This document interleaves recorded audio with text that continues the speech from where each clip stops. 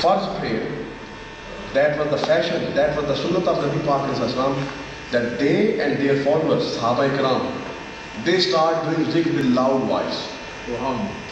This is sunnah. Now a person, straight after first prayer, if he starts doing it, he is breaking the sunnah. He is saying Allahu Akbar, Alhamdulillah. But because of that practice, he is leaving a sunnah. The fashion of Nabi Pak ﷺ was to recite the zikr with loud voice. To do zikr with loud voice. That was the fashion of Nabi Pak ﷺ. So instead of that thing, doing zikr with loud voice, other people, if they start doing any other good thing, like start doing speech or any good thing, that will be bid'ah. Why? Because of this action, you are trying to stop a sunnah. جس عمل کی وجہ سے, جس practice کی وجہ سے کوئی سنت فوت ہو جائے, وہ عمل بدعت ہوگا. ہو جائے گی بات؟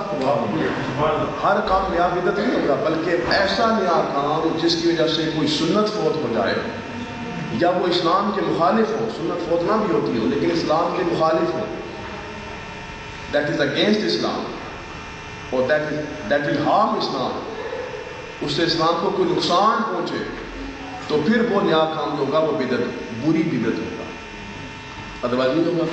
اب میں آپ کی خدمت میں عرض کرتا ہوں کہ قبروں پر جانا یہ بدعت ہے. میرے سامنے شک پڑھی ہے ابن ماجہ. There are 6 صحیح books جن کو سیاستہ کہا جاتا ہے. ہمارے نزدیک صرف یہی صحیح حدیثیں نہیں ہیں, اور بھی بے شمار, لیکن جن کو عام طور پر سیاستہ کا نام دیا گیا ہے کہ 6 صحیح بکس, اس میں ایک ابن ماجہ ہے, ایک اور سنن نسائی ہے. دونوں کے اندر میرے پاس یہ حدیثیں موجود ہیں. میرے پاس جو حدیث موجود ہے, ایک اس کا حدیث نمبر ہے جو اس کا بک کا نام ہے ابن ماجہ کے اندر. یہ سارے لکھے اپنے پاس نوٹ کریں تاکہ کوئی آپ سے پوچھے آپ اس کو بتا سکیں. جو بڑی اصل کتاب ہے اس کا نام ہے ابن ماجہ. کیا نام ہے؟ سنن ابن ماجہ. اور اس کے اندر جو انہوں نے بک کا نام رکھا ہے ابواب الجنائز. ابواب الجنائز یعنی جنازوں کا باب. اور اس کے اندر جو اس چیپٹر کا نام رکھا ہے وہ ہے باب ما جاء فی زیارت القبور. قبروں کی زیارت کے بارے میں جو نبی پاک صلی اللہ علیہ وسلم کا حکم آیا وہ کیا ہے, اس کا. اور اس کی حدیث نمبر جو میرے سامنے لکھی ہوئی ہے وہ حدیث نمبر ہے 1569.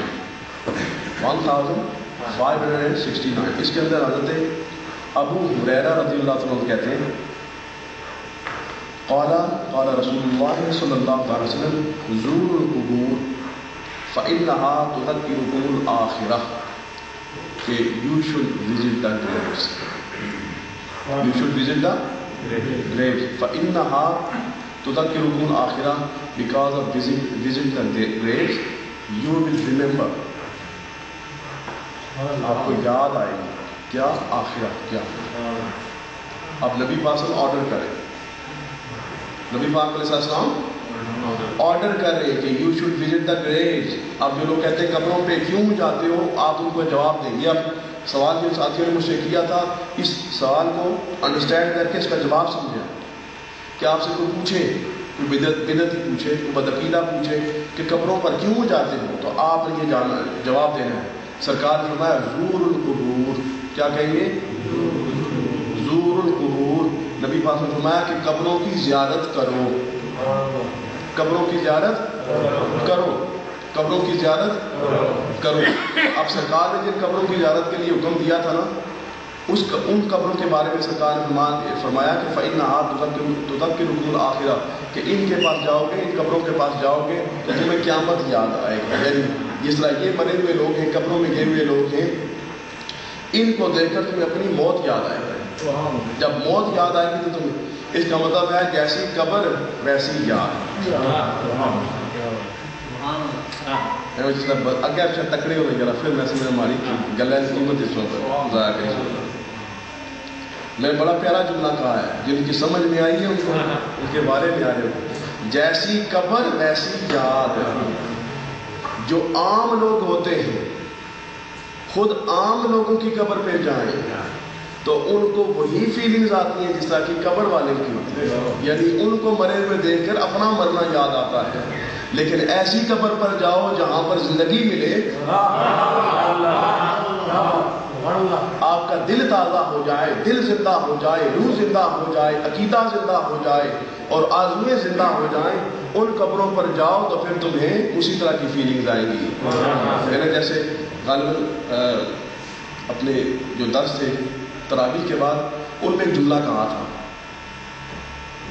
شاید آپ لوگوں کو یاد ہو، کہ جو لوگ ساری زندگی پیسے کے پیچھے بھاگتے رہے، روٹی کے پیچھے بھاگتے رہے، آج ان کی قبروں پر دیکھو تو جا کے کوئی بیٹھنے والا ملتا نہیں، لیکن جو ساری زندگی لوگوں سے پیچھا چھڑاتے رہے، پیسے سے نفرت کرتے رہے، دولت کے انباروں سے اپنی جان چھڑاتے رہے، آج ان کی قبریں جا کے دیکھو تو 1000 سال بھی گزر چکے ہیں نا، تو آج بھی ان کی قبروں پر روٹیاں چل رہی ہیں۔ داتا جی میری رحمۃ اللہ علیہ کتنے پرانے بزرگ ہیں،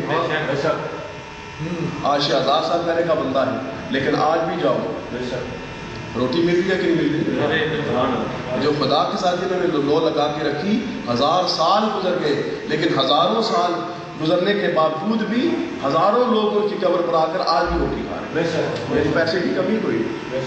مجھے ایک ساتھی نے بتایا کہ والی بغداد شہنشاہ جیلان کے دربار پر جن دنوں میں عراق وار ہو رہی تھی ان دنوں میں بھی لنگر چل رہا تھا، غوث پاک کے دربار پر۔ وہ سپر پاور جس نے عراق کی اینٹ سے اینٹ بجا دی ہے، نہ وہ والی بغداد شہنشاہ جیلان کے مزاج میں کچھ بگاڑ سکا، نہ وہ کربلا شریف کا کچھ بگاڑ سکا، نہ وہ نجف اشرف کا کچھ بگاڑ سکا۔ باقی جگہوں پر وہ شرارتیں کرتے رہے، لیکن انہوں نے کہا کہ اگر مولا مرتضیٰ کے دربار سے ہم نے کوئی ٹکر لے لی، امام حسین کے دربار سے کوئی ٹکر لے لی، والی بغداد شہنشاہ جیلان کے دربار سے کوئی ٹکر لے لی، تو پھر ہماری کوئی حیثیت نہیں رہی۔ جن کی قبروں سے آج کافر بھی ڈرتے ہیں، یار ان کی قبروں پہ جانے سے منع کرتے ہیں۔ تمہاری کتنی بڑی بڑی بادشاہتیں ہیں، تمہارے ٹوائلٹس میں لگے ہوئے ٹیپ بھی سونے کے، تم اتنے امیر لوگ ہو، لیکن اگلوں نے مارتے ہوئے جیسا مارنا چاہا تو 2 منٹ نہیں لگے، مار کے چلے گئے، لیکن کتنی بڑی بڑی قوتیں اور طاقتیں اکٹھی ہوئی ہیں، کربلا شریف کی بیعت بھی کر سکیں، نجف اشرف کی طرف بری نیت سے منہ کر سکیں، والی بغداد شہنشاہ جیلان کے دربار کی ہمت کر سکیں؟ نہیں۔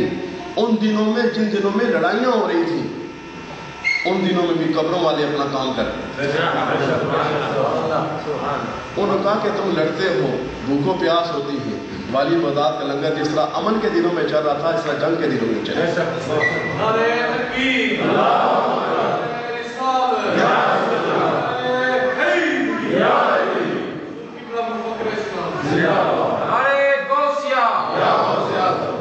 یہ اپنا غلام جیلانی ساتھی ہے، غلام جیلانی، اس کے والد صاحب نے 12 سال غوث پاک کے دربار میں جادو خدمت کی۔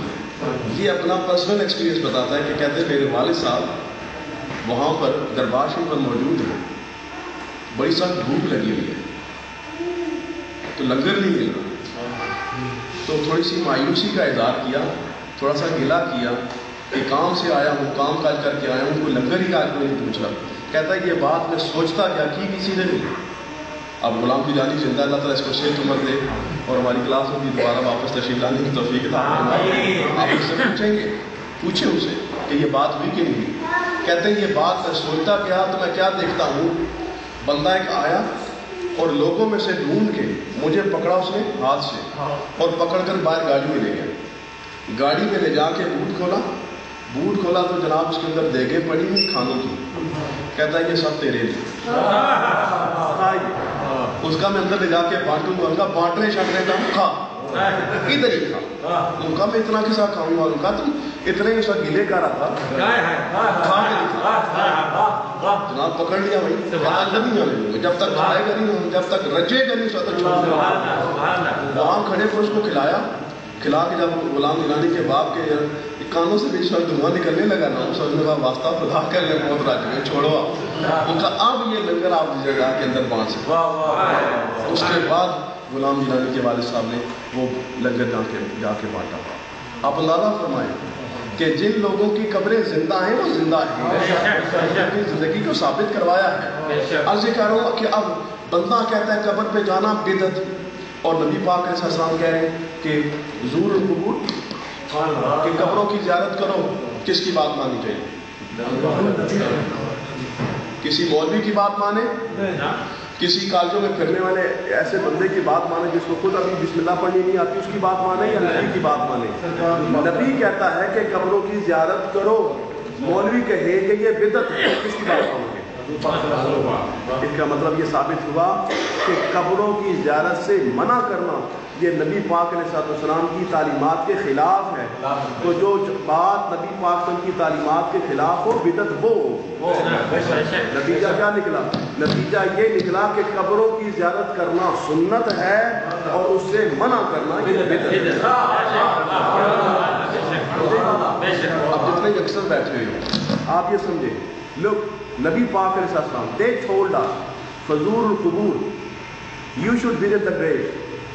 So when Nabi Pasam order is there, Nabi Pasam is ordering us to visit the grave, and the person who is Molvi, he is saying that don't visit because this is bidah.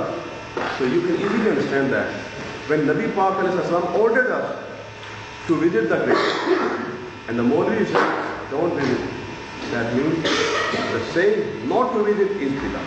And visiting the grave is sunnah. This is the sunnah. میرے پاس دوسری حدیث موجود ہے.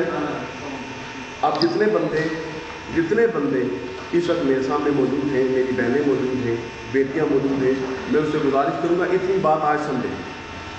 آگے جو بات ہے نا کہ قبروں والے سنتے ہیں کہ نہیں سنتے، وہ زندہ ہیں کہ نہیں ہیں، کیا ان کی زیارت صرف اس لیے کرنی چاہیے کہ ان کو دیکھ کر اپنی موت یاد آتی ہے، یہ باتیں میں بعد میں کروں گا. لیکن آج اتنی بات کو سمجھ لو نا کہ سرکار فرما رہے کہ قبروں کی زیارت کرنی ہے. جو بندہ کہہ رہے نہیں کرنی ہے اس سے پوچھیں گے تیرے پاس کون سی سند ہے؟ جی قبروں پر یہ ہوتا ہے، جی قبروں پر وہ ہوتا ہے، جی یوں ہوتا ہے، جی یہ ہوتا ہے، قبروں کو چوم لیتے ہیں، جی سجدے کر دیتے ہیں، جی یہ ساری باتیں بعد میں ڈسکس کریں گے. لیکن جب نبی نے کہا ہے کہ نماز زیارت کرنی ہے قبروں کی، تو پھر تم منع کیوں کرتے ہو؟ کس اسٹارٹی سے کرتے ہو؟ نبی کہتا ہے زیارت کرو اور تم کہتے نہ نہیں آتی. مثلا اگر آج کوئی بندہ نماز اس طرح پڑھنا شروع کر دے کہ جناب جس وقت میں نماز شروع کروں تو ساتھ ڈسکو چلنی چاہیے. اگر نماز شروع کروں تو 2 منٹ ڈسکو شروع نہیں ہو، نماز ہو کہ یار میں آ کے اسٹارٹ دا ڈسکو ہے، وہ I you turn on the disco, I need to read namaz. تو آپ کیا کریں گے؟ نماز پڑھنا چھوڑ دیں گے؟ اور جی یہاں پہ نماز نہیں پڑھیں گے، ہم آج تک نماز ہی نہیں پڑھیں گے کیونکہ ڈسکو شروع ہو گیا. اگر کوئی ڈھول مار کے پڑھنا شروع کر دے تو کیا آپ کیا کریں گے؟ نماز پڑھنا چھوڑیں گے، ڈھول مارنا چھوڑیں گے؟ نماز پڑھنا چھوڑیں گے یا ڈسکو چھوڑیں گے؟ اسی طرح اگر قبر پر کوئی بری بات نہیں تو اس بری بات کو چھوڑو نا، جس سے سرکار نے حکم دیا وہ کیوں چھوڑ رہا؟ جو آپ کو منع کرے نا کیوں ہو گیا یا اس کو کہا یار نبی پاک نے کہا ہے زیارت کرو، ہاں جو بری بات ہے وہ چھوڑتے جاؤ. ان الصفا والمروہ من شعائر اللہ، اس کی آپ ہسٹری اٹھا کر دیکھیں کہ یہ کیوں کہا گیا کہ صفا اور مروہ اللہ کی نشانی میں سے فمن حج البیت او اعتمر فلا جناح علیہ ان یطوف بہما، کہ جو بندہ حج یا عمرہ کرے اگر وہ صفا اور مروہ کی سعی کرے، وہاں پر وہ بھاگے چلے تو اس پر کوئی گناہ نہیں ہے. یہ کیوں کہا؟ حالانکہ یہ تو واجب ہے. کس لیے کہا گیا؟ کس لیے کہا گیا؟ اس لیے کہا گیا کہ وہ لوگ صفا مروہ پر 2 بت پڑے ہوئے تھے، ایک نائلہ کا اور ایک عیساف کا. وہ یہ سمجھتے تھے کہ یہاں بت پڑے ہوئے ہیں اس لیے ہم نے ان کی زیارت نہیں کرنی، یہاں پر صحیح نہیں کرنی. سمجھے بات؟ ایک تو آپ لوگ سوچو ذرا سی آگے ہو جاتے یار ساروں